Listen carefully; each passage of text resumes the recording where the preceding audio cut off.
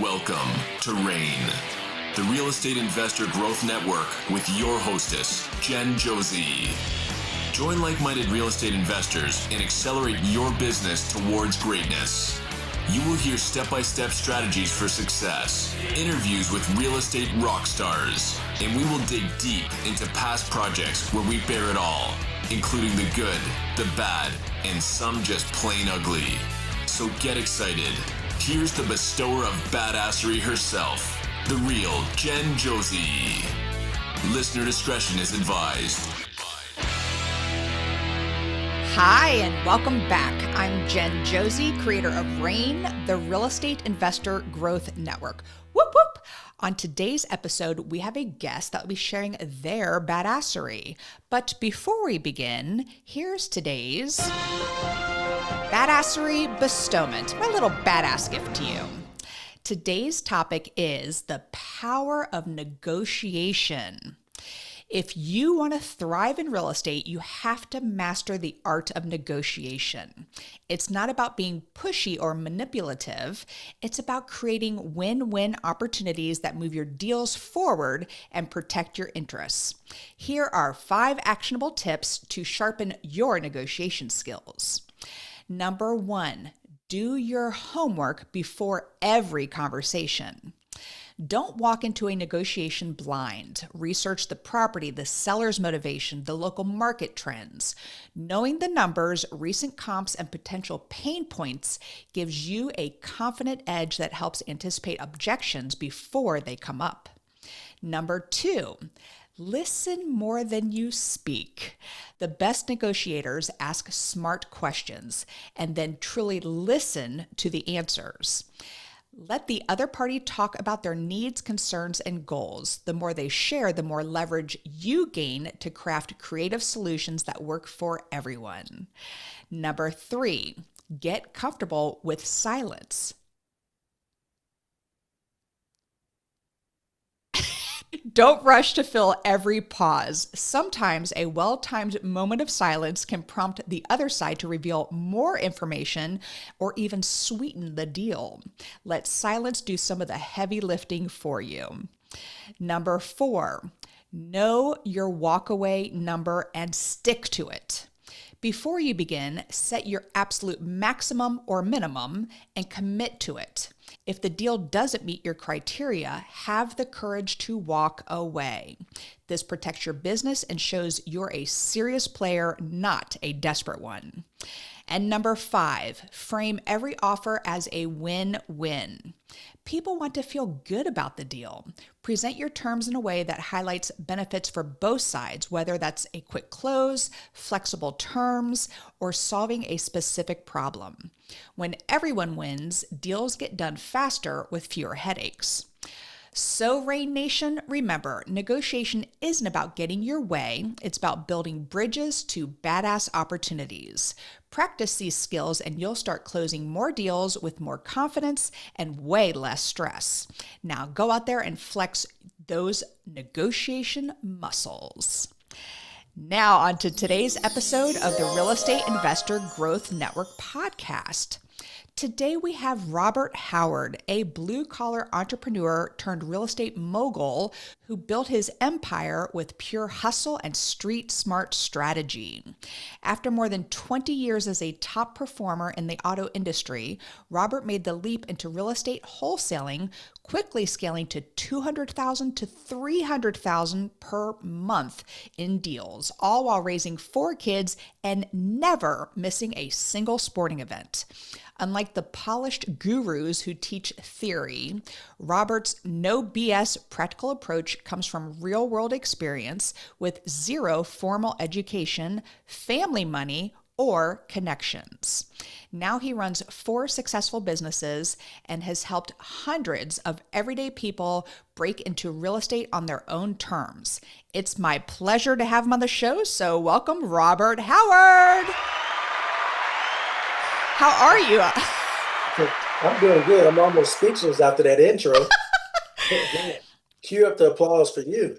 Well, thank you, sir. I am thrilled to have you because I feel like so many of my guests recently have been doing the passive income and rentals, which are very important right now. But there is a skill that is so important. And you and I were discussing briefly before we started. I use it as an exit strategy, but some people, all they do is wholesaling, and you teach them how to do it the right way and to put more money in their pocket. So let's get started. How did you transition from car sales to doing the wholesaling without any education? I want to hear about this. Well, I'm anxious to tell you about it too, Jen, but if you allow me first, I want to thank you for bringing me on the show, first of all. I've listened to your podcast, I've watched it, and you do deliver total badassery. Like Well, thank it's you. no fluff, it's straight value right to your audience. But that takes some real dedication. And anybody I that's in this appreciate it. space, whether you're doing your edits and getting stuff out and just to have that consistency, man, it's tough. And I'm genuinely honored to be here today. Well, And I'm honored to have you, Robert. So let's get this party started. I can't wait to pick your brain about wholesaling stuff. But how did you do the transition from car sales into wholesaling? well, you can almost say it was a bit of a natural transition because as you did intro, it does come with, an art of negotiation. Yes. But after 20 years in the car business, it was like I didn't think I could even know anything else, honestly. But after a while, you get a little bit of, I won't say fed up, but exhausted from the rat race, getting up knowing it's Yep. just the same thing like over and over. And it produces an income, but it doesn't produce real wealth or a way to get you ahead. Because everybody knows you won't ever truly get wealthy by building someone else's company. That's You have true. to be building Yep. your own. Very, very true. So, how did you discover wholesaling? So it's back. COVID happened. I was at a dealership that ended up selling. When they sold, they brought in all of their new management, and I was forced to. At the time, I thought find me a new career because I was like, you know what, maybe this is my stepping stone. Because sometimes if you won't move, a higher power will move things out of your way Yep. so that you can get to where you're supposed to be in your purpose. So when that happened, I started my first company was a marketing company. I started that company and I did that for about maybe 3 months and it scaled pretty quickly. And I'm hiring a VA to help me with that because I got completely bored from it. And I was exhausted with making websites, helping people with SEO, content creation, like all that stuff. And I got burned out very quickly. And I was sitting at the table at like 2 a.m. was like, man, I don't really want to do this either. So the next thing I did was I went to a Google search and said how to make money in real estate with no money. And I literally typed that. No, I put get into real estate with no money down. I just Google searched it. And so later on, I end up joining courses, paying for like all this education and stuff. But at the root of it, it was wholesaling real estate, and that was how you got into real estate with quote unquote no money out of pocket. But of course, there are costs and expenses that come with it along the way.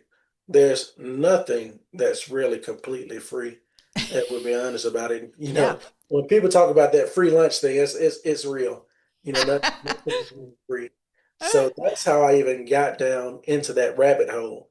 But I'll tell you, I ended up taking a job 3 months later because at that point, now you're talking like 6 months out of work and I'm depleted. So Mhm. now I need to get capital back up, be able to continue to pay bills and all that stuff. So I take another job in the auto industry and quickly found out that was a mistake. And at that point I knew I was definitely gonna plan my exit. So that's what I started to do. Well, I'd like to go to basics here because wholesaling is a buzzword in this industry, and sometimes there's confusion on it. So, for someone brand new, can you break down exactly what wholesaling means and why it's such a powerful entry point for people wanting to get into real estate investing? I definitely will. I think it's my personal opinion, and I'm sure some people would agree with me, but I think that should be the entry level of real estate for just about everybody. Number one, wholesaling does not require a real estate license. Well, it doesn't in my state, and in most So, states it yeah, doesn't either. And I know some states are making it a requirement now, and it's like there's a lot of. I feel like there's been buzz in North Carolina where I am that you have to have a real estate license. Anyway, keep going. everybody is trying to get you to get licensed now Yeah, because, in essence, what you're doing is you're competing with agents because you're going out and you're finding a person that wants to sell their home, and then you're matching them with somebody that wants to buy the home, and that's normally an investor as your end buyer. right. So what you're doing, let's take it for numbers. Okay. To put it in perspective so people can understand. So say you have seller here wants to sell their home for 40,000 and you find this person over here that wants to buy the house for 50,000. So that difference in between is your profit. So that $10,000 cushion, that's your profit. And you get that in the form of an assignment fee, is what it's called. And Right. I used to call it paper profits, at some point because it's really what it is. You're selling, a contract, Yep. and your money is not what's in between. So the end buyer is the one that's paying for the property. Got it. And I got to give a plug for wholesalers because I work with some outstanding wholesalers, and I have heard, because as I coach newbies in this industry, I hear them say, well, gosh, they're making $30,000 off that deal. Mhm. I should go directly to the seller. Well, what they don't realize is that maybe you paid for that lead. Maybe you did a bunch of mailers or hired a VA to do cold calling for you. You spent hours and hours nurturing that relationship with the seller so that you could hand a perfectly great deal over to an end buyer and the numbers still make sense. So that's what I tell new folks is, do the numbers make sense to you? They do, then it shouldn't matter what they are making. I bought a property for, I forget what I got, but my wholesaler made $30,000. I made a shit ton of money at the end. Am I disappointed that I gave him 30K? Hell, I would have probably given him 50, but it just worked out when it was listed. It was at the peak during COVID, and I made a buttload of money from a wholesaler. So I just went off on a tangent here, Robert. I'm so No, sorry, it's good but it is because so some people important. Yeah. they give the wholesalers a bad rep and a bad name. Yes. There are some people out there that don't quite know how to do it right and use I guess unscrupulous practices and stuff like that. But if you're doing it the right way, you're exactly right. It comes down to just the numbers because you're selling it to an investor, and if there's meat on the bone for them, Yep. they could care less what you paid for it. And again, that comes to the art of negotiations. Yep. Because the seller, could they put their home on the market and get more money? Yes. But if your solution is a fast close, then there's compensation for that. So there's considerations for every problem that you're able to solve. Like me personally, when I'm teaching, I tell them about the no risk revenue method because it kind of breaks down the barrier of fear in people. So I help them go over the fear of making the mistakes and where they're feeling overwhelmed. And most times they don't even know like where to start. So if you're armed with knowledge, you now have the confidence to take action. So Very good. that's what we're trying to. Very, very good. And you did mention, and we had a quick conversation about this before we hit record, about there nothing is free. So there are gurus out there who say no money out of pocket. You can just get a property under contract and then wholesale it. So let's go back to your example. The seller wants to sell the house for 40,000. You have a buyer that wants it for 50,000. What are some ways that you found that seller with the $40,000 home? All right. Well, I'll tell you, I that particular one, of course, it was a paid lead.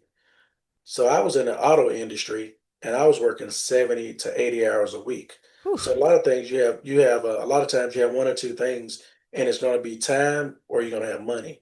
Yep. So I was in a position where I had the funds to market and I was throwing money at it because if I'm working 80 hours a week, I can't serve two gods. So, I kind of just have my little time that I have to make my calls and get my sellers.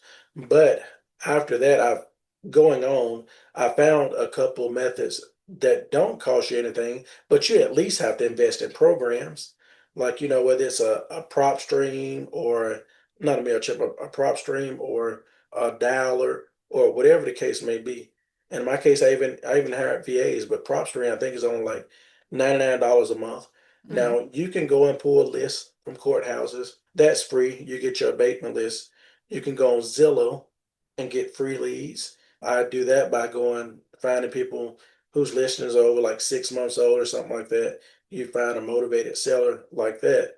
And that normally means that there's an issue with the home, which you're trying to find some distress anyway. So you find that distress there. Another way that's completely free and easy is just word of mouth. Telling Yes. people what you do every single day, every single person that you meet. But that's taking you to transition it. That's going to help you go from your side hustle to your main hustle. But yeah, paying for props ring, paying for your materials. But the easiest entry is paying for leads. And sometimes it doesn't take a big budget. Right. If you add an extra $250, an extra $500, whatever it is. But the bottom line is you're gonna have to invest in yourself at some point anyway. Right. Nobody's just going to come hand it to you. But you have to determine what's worth it for you. If your time is worth it, your freedom is worth it. And if you want to give it a shot. Because most times I tell people, I mean, what do you have to lose? That is true. Well, I appreciate you saying that because, like I said, there are gurus out there who go, who just say, "Oh, you just get a property under contract and then you sell it to someone for $10,000," and and it's just not that easy. So I appreciate your authenticity and behind it and telling it like it truly is. And So, Jen, yeah, can I tell you, when it comes to it not being easy, you're talking to somebody that was working 70, 80 hours a week, and people are always going to say, I don't have time. You can find people, and that's with having kids, having sporting events. If you're doing all this stuff, it's easy to make the excuse of not having time. What's harder is staring in the mirror and saying, "What can I change? What yeah, can I do different?" That's a real difficult conversation because some people maybe you take 30 minutes in the morning to scroll social media. Maybe you scroll social media at night. Maybe your favorite TV show comes on Thursday or Friday and you want to see that, but you're gonna have to make a sacrifice somewhere. Like it's inevitable if you want to absolutely. get to the next level, or if you want to get ahead, and if you want to see yourself accomplish some of your goals. Sometimes it's I can't have this thing without the other, but most times you're gonna have to sacrifice something. You got to give up something to get something, and I don't care what industry it is. You're gonna have to do that. In my case, I was getting up, so I was working, we'll say 8:30 to 9, 10 o'clock at night Mm, sometimes. But on my lunch break, I would try to make calls and I would get up and you made a good point about the art of negotiation is doing your homework. So I would right. do my homework at 5 in the morning, from like 5 to 7 before I would start getting ready and all that. And that's me researching the ARVs, which is after repair value, like figuring out what the property is worth, trying to get an idea of what rehab it needed. And back then, I only had one open day, and that was Sunday. And I remember when me and my daughter started the business together, she'll be 17 in a few weeks. Wow. But I remember she and I starting the business together, and we went like on Sundays, and we have 10 to 13 properties to look at all in one day. And we get up and we get out at about 7 in the morning, and then we come back about the same time that night. Wow. But again, it's the sacrifices that I was willing to make. I had a coach tell me a quote, and I hope I don't butcher it, but I printed it on cardstock and put it all throughout my house. And the quote, again, I might butcher it. I don't even know who said it, but is entrepreneurship is living a few years of your life like most people won't, so you can live the rest of your life like most people can't. I actually nailed it. So Yes, I love it. everything when you were talking that was going through my head, and that's why we do need mentors in this industry as well. You are a badass, yeah. You are a badass. You crack me up. So, all right, your first 10,000 wholesale $10,000 wholesale deal happened within 90 days. So let's break it down. What does that look like for a complete beginner? Are there any extra steps? What's your secret sauce? I want to hear about this. Well, Jen, I got to be honest with you and correct you. I know I told you that, but what I neglected to mention was 9 months before that, I was spending a ton of money on marketing and courses. I was buying leads, had no idea what to do with them, to the tune of about $50,000. Woo. Yes, before I even got my first deal. Like that was crazy. So it wasn't until I actually thought I had my first deal under contract, it was a $10,000 one. And then I met this young lady who had already had the seller under contract. And so here I am trying to go and close my deal. She's like, hey, she calls me up because the lady tell like, no, this guy can give me more money, so and so. And so she calls her up. Well, the lady calls me up because she gave her my number and she's like, hey, I hear you got this deal under contract. Like, how are you doing that? She's under contract with me. I'm like, no, she signed the contract with me. And I went all off on this tangent, telling her I was gonna sue the seller, I was gonna sue her, and all this stuff. And she's like, whoa, whoa. She's like, you're going about this all the wrong way. And she said, is this something that you plan on doing? And I was like, yes. She's like, well, you don't do it like this. Let me show you how. And her and I to this day are very good friends in a relationship that started like that. I mean, she ended up showing me, the ropes. She would spend time making phone calls with me and all that stuff. But I said all that to say I had $50,000 of bought education, never could take the step.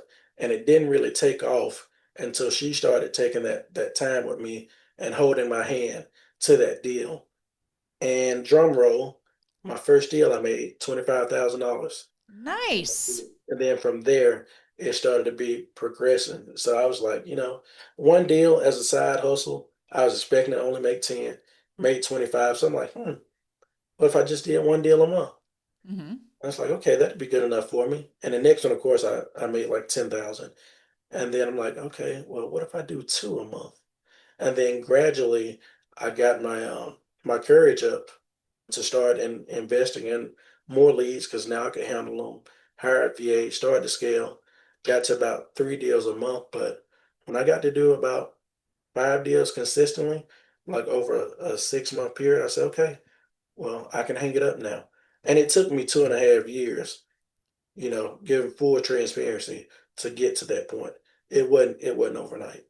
And that's what makes you a good coach, is because you have full transparency there. So thank you for sharing that with the listeners. But what happened with that first deal? So you had it, the seller signed a contract, but somebody this your Yes, mentor already had it under contract. I already handled the Explain that. contract. What was that?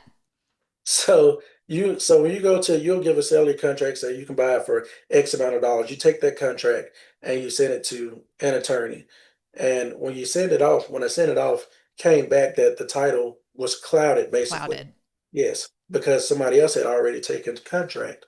And that's how she and I end up meeting. So I scratched that deal, I walked away from it, and then the next deal was actually from a paid lead.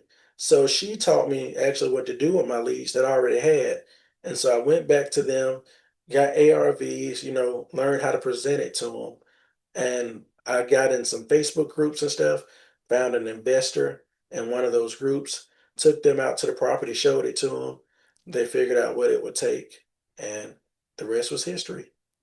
Very nice. So there is no shortage of real estate deals out there. So my badassery bestowment in the beginning was about negotiation. So have you applied anything that you learned in the sales business in the auto industry? Do you apply it to how you do wholesaling, how you work with sellers? Do you have any tips that you can share with us? Yes, and I tell you, it was 100% what you led in with about the silence, figuring out their Did you? motivation. Yeah, that silence It is was is awkward. I'm telling you, but you got to sit there and wait for that's like sales 101 too.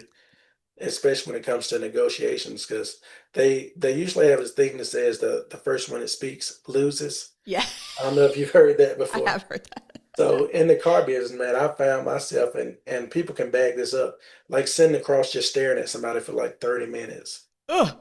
And then I am a Cancer. Birthday's in July, so I am a bit stubborn. So we were just sitting there like, so,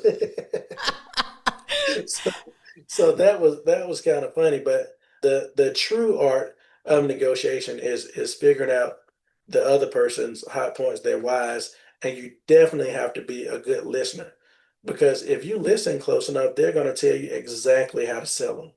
You don't even have to figure it out. All you Right. have to do is listen.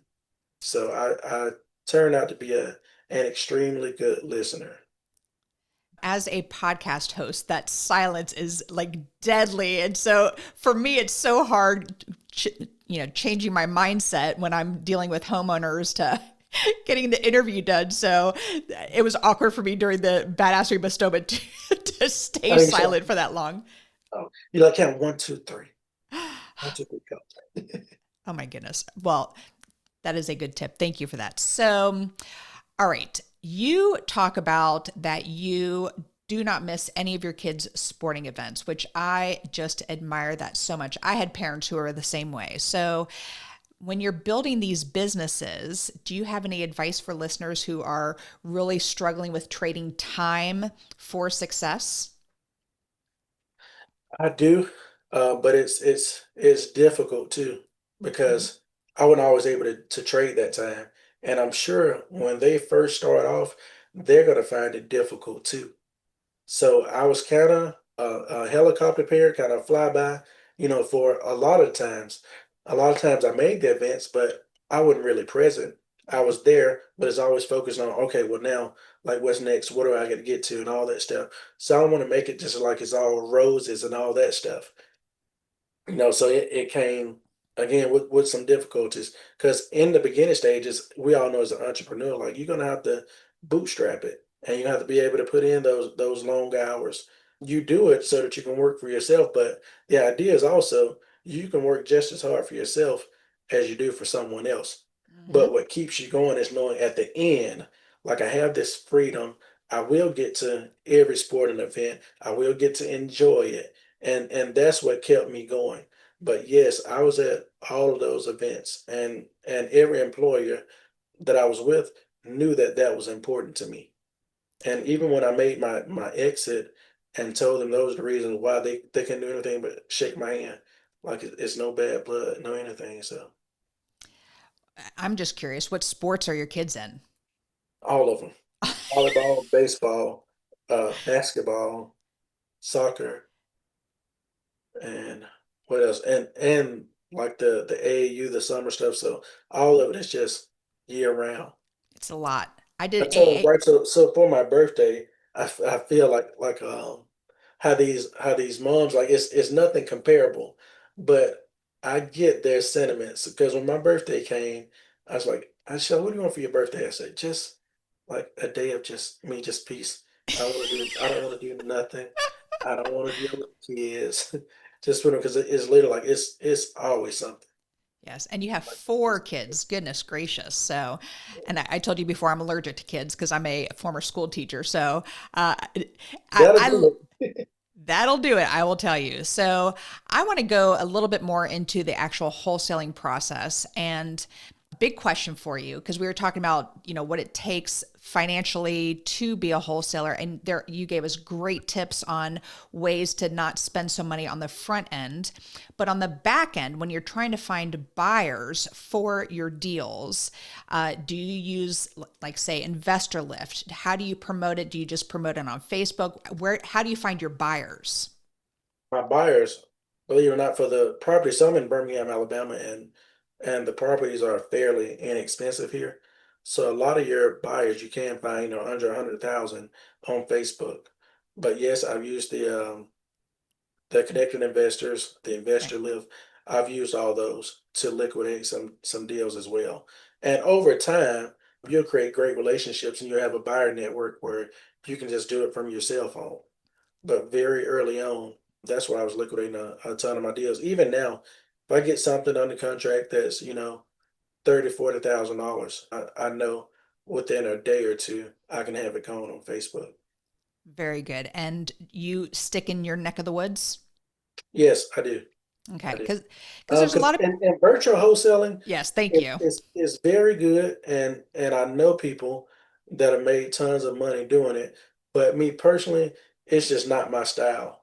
Because I still got the thing, like I do still like to interact with people because I've talked to people for 20 years. Right. So I still like to myself personally go out to the homes, see what the motivation is and all that.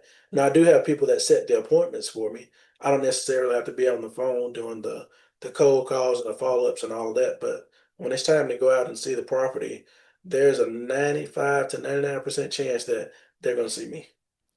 I love that you do that because there are so many times where I'm looking at on Investor Lift, for example, and some of those wholesalers have never even stepped foot in the property. It's only been over the phone, and you are the one you're setting it up so easy to pass that off to the end buyer who's going to be taking the property, doing a fix and flip, or keeping it as a rental. So I just feel like you coming from the auto industry, so you know this, real estate is relationships. Period. It is, if you don't think you're in sales, you are wrong. Everything about real estate is sales and developing those relationships. So that's probably why your deals are so much more successful compared to these others who are just hitting numbers and, just going way too fast through the process. So I do appreciate that you do that.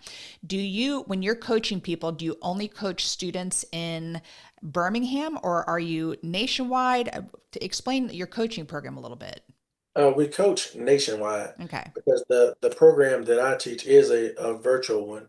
So you'll have and it's me live on video. It's not just a talking AI module, anything like that. It's giving you my sauce. I'm telling you exactly what I do from start to finish, and me holding your hand to your very first deal, because the wholesaling process is very replicable. It's plug and play. You can Yep. do it anywhere. I suggest people do it in the markets that they're in until you get good enough at it. Because there are some sellers, and you may lose not a lot of deals, but maybe one or two deals, because people do want to deal with an actual person that can come and see it. And from an investor side, I found frustration trying to get a property myself, rentals and stuff like that, and I'll go and waste my time and take pictures and go and do a viewing. And I literally would call these hotels back, like, have you even seen the place? And they're like, well, can you send me some pictures? I'm like, no, no, I can't. Actually, I cannot. So, I had a conversation recently, same thing. Oh, can you send me those photos? No, dude. And it no. was like I was walking through an ashtray, this property. I'm like, and they had taken the pictures off the walls, and I thought it was, the pictures this guy had lovely yellow paint on the wall, but no, you take it off, the walls are actually white, and it would just reeked of, it was walking through an ashtray. So that is so funny. All right. So now you have me thinking other questions here, but what are your biggest pet peeves with other wholesalers that you see in this industry? That's a number one. Yeah. Having never seen the property. Number two is grossly misstated ARVs. Okay, you're Yes. like, Lord, where'd you get that number from?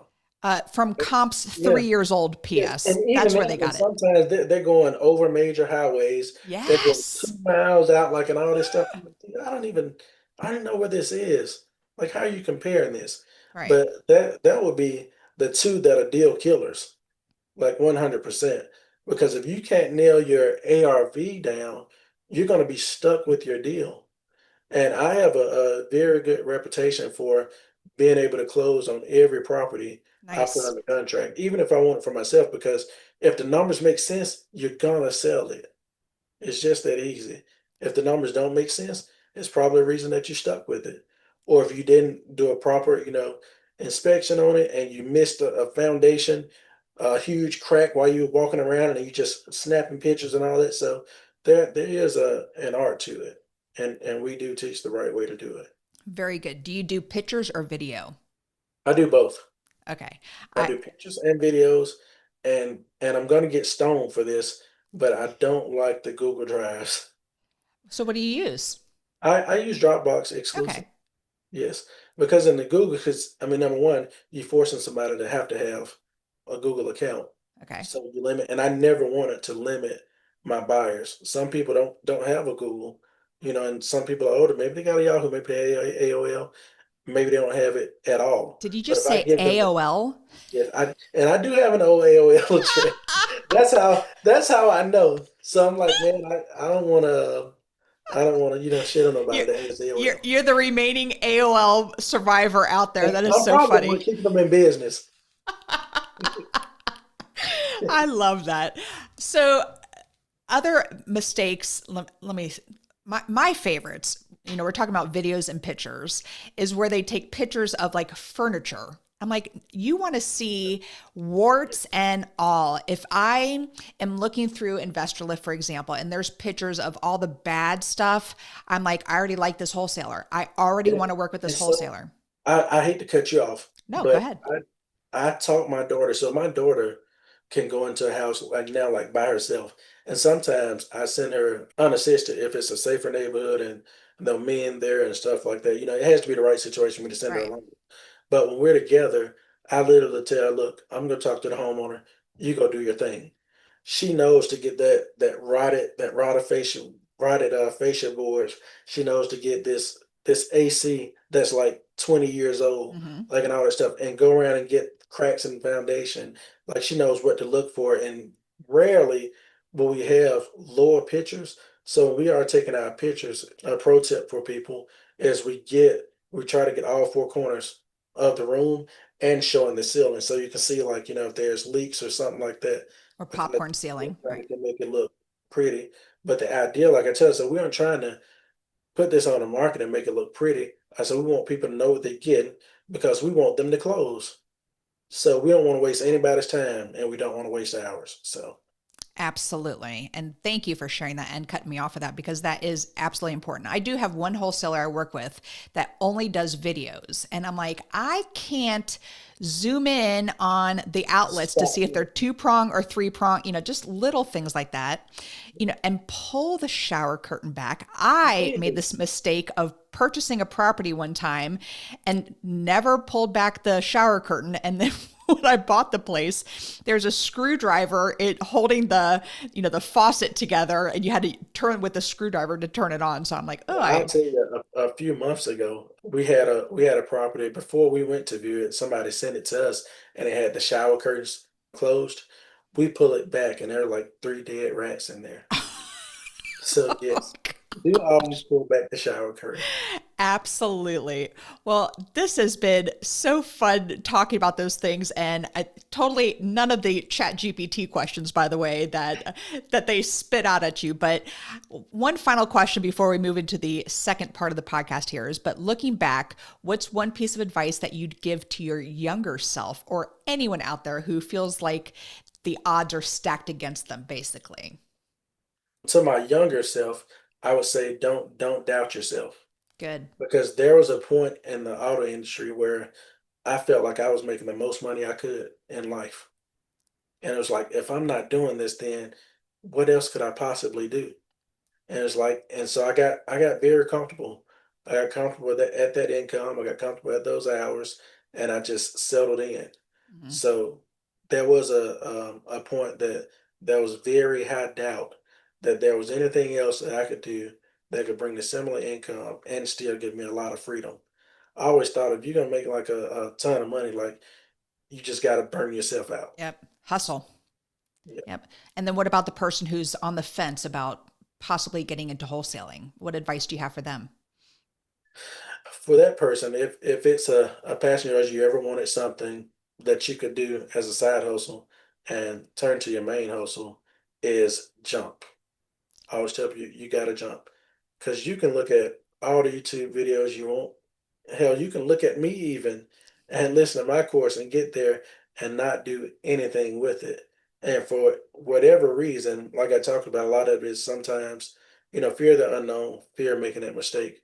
Tell you, just jump. because obviously when you do jump, like you'll land somewhere, Yep. and even if nothing else, you're going to learn a lot about yourself. You'll be stronger. You'll come out better on the other side, and there'll be lessons there. So Taking there's literally action. Yep. yes. Yeah. Taking action. Huge. So, how do the people find you if they are interested in getting into wholesaling and get on these calls with you? What's the best way? First of all, what's the name of your coaching program? It's Epic Wholesaling, EPIC. Very nice. And how do they find you? EpicWholesaling.com. That's EPICWHOLESALING.com. Then I felt like I was in a spelling bee there. But God, that's I Like you have to hold the gotta say sign and it, write on the back of spell your it, and number. repeat it again.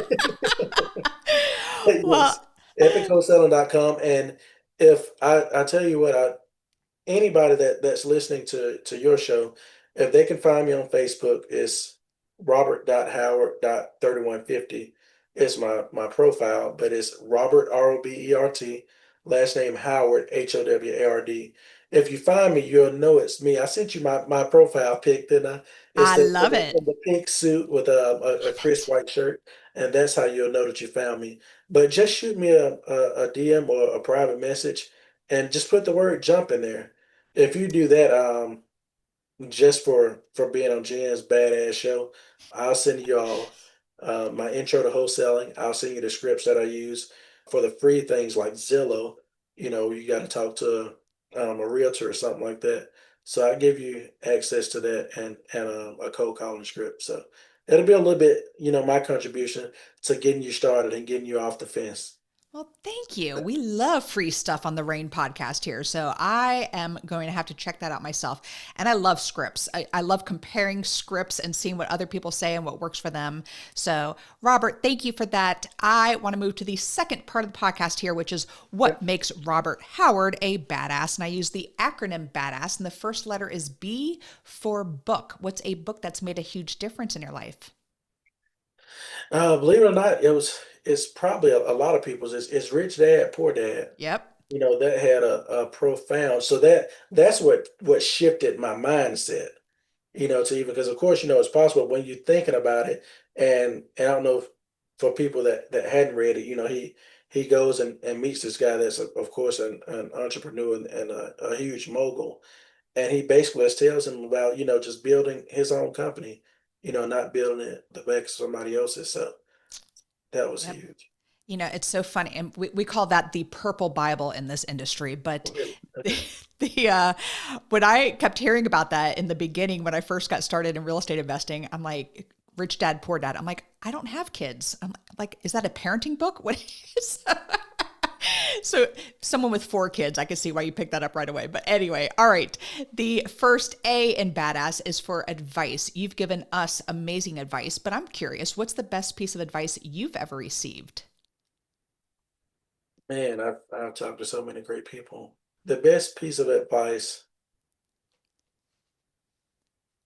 that I received was actually from somebody else that was in the business with me, and then he himself left the business and started his own business. It's totally unrelated business, but I remember him coming to me, and he basically said the same thing that I tell people going forward too, is just take that next step. Very good. It was, Very simple. like I said, I was very, it's very simple advice, but so few people do it. Yep. I can't see why, and I have a very specific student in my mind who just goes from coaching program to coaching program to coaching program and never takes action. And I don't understand why people throw money away. So You just gotta jump, try it. Just got to gotta do try it. it. And it doesn't hurt you to try. Absolutely. All right. I could talk to you all day. All right. The D in badass is for drive. What drives you to be successful? What drives me is knowing that I do have other people counting on me. Mhm. Whether number one, my family is going to be counting on me, and then we have employees as well. So I know that I have to do well. I have to be a good leader. I have to set a good example for the people around me, especially my kids, Mhm. to show them what tenacity looks like. to show them what ambition looks like, to show them what drive looks like. So they have that as a good example.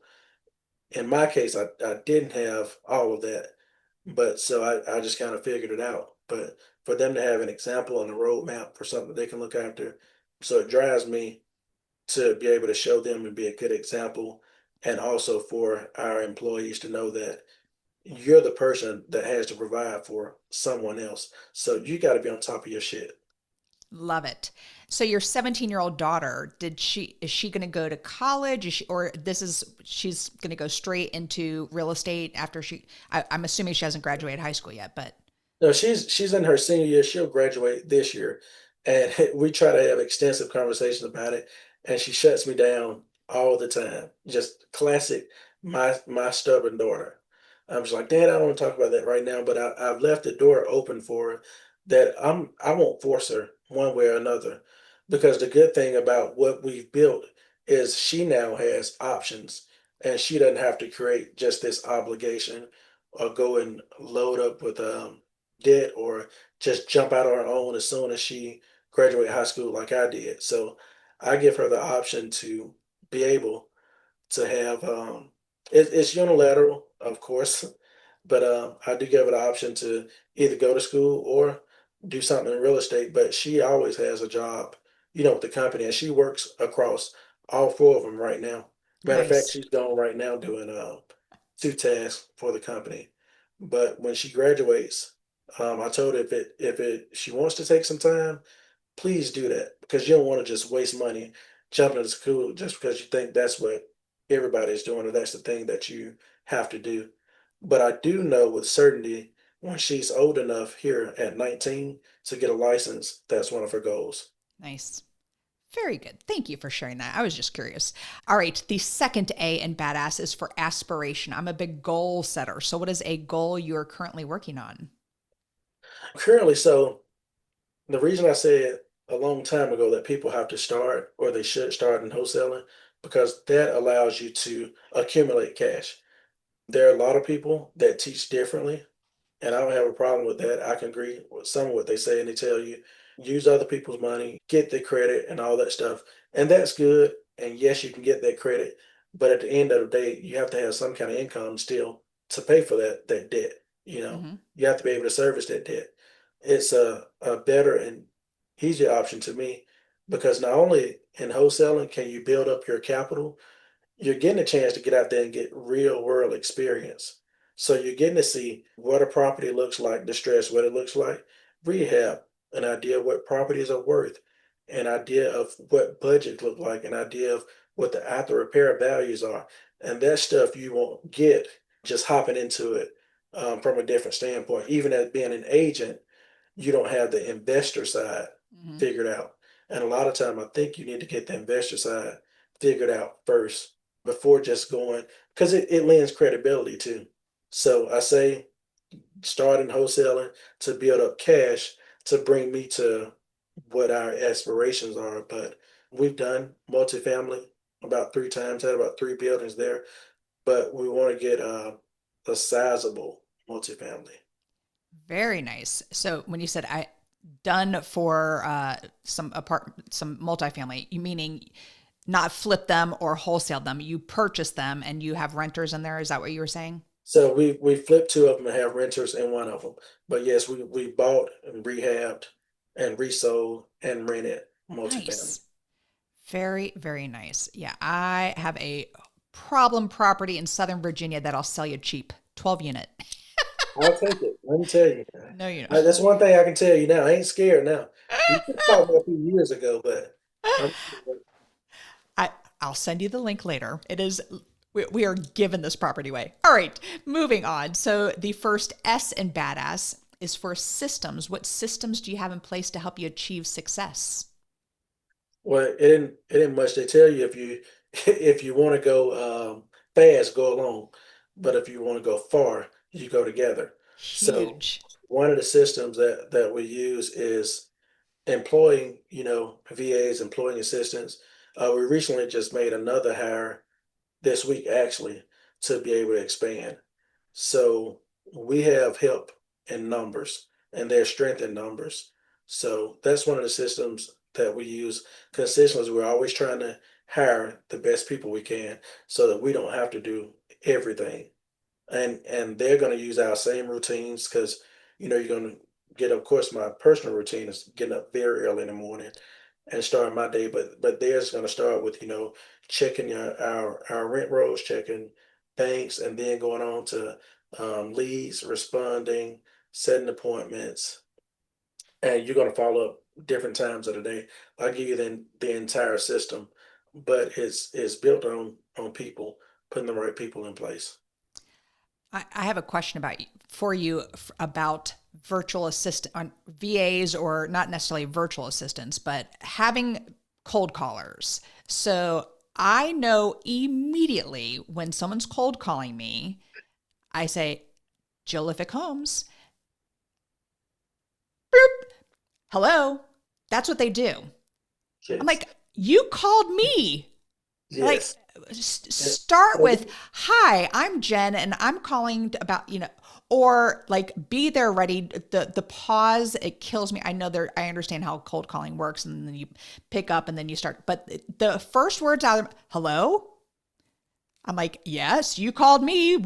How can I help you? So that is just one of my pet Well, I'll peeves. tell you the best thing about our system too is we've created a system where the sellers and owners, they reach out to us, so we no longer Nice. do a lot of cold calling. And yes, that does cost money, but that's what we've decided to invest in. And these people, the other thing, if you're going to invest in people, I learned early on, don't just hire somebody just because you need the help if you don't have the time to train them. I Mm. wasted thousands of dollars by not training, and I wasn't getting results. So I had to slow down to speed up. And I slowed down and I took the time to train these VAs to make sure they had acceptable accents. Let's see that. Hey, we're keeping it real, right?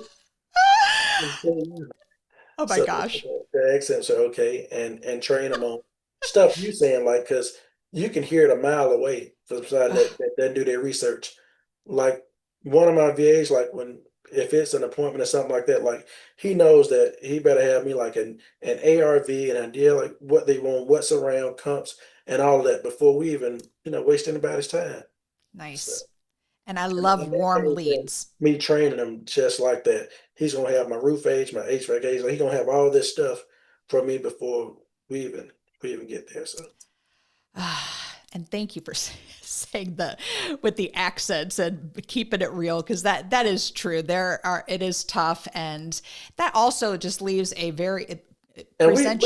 we have VAs here too, and we have regular assistants. But go ahead. But it just starts you off in your business for someone who is not living anywhere near you, who's wanting to buy your home on a cold call, and it just leaves a bad taste. So, Robert, see, I could hug you through this camera for saying that. So thank you. All right. The final S in badass is for success. What does success mean to Robert Howard? Man, success for me now is so simple. Success is continuing to be first a great husband and being there emotionally present for my wife and her needs, is being able to do the same thing for the kids, being present for them and at all of their events, and letting them just see a good example of what just a good human being is. I did not think I could like you any more. So, Robert, you are fabulous. And I love your whole concept behind wholesaling and your authenticity based on coaching and just saying it like it is. And so I do truly appreciate you sharing your badassery today on the Rain podcast. So, Robert, thank you so much for joining us today. Thank you for having me.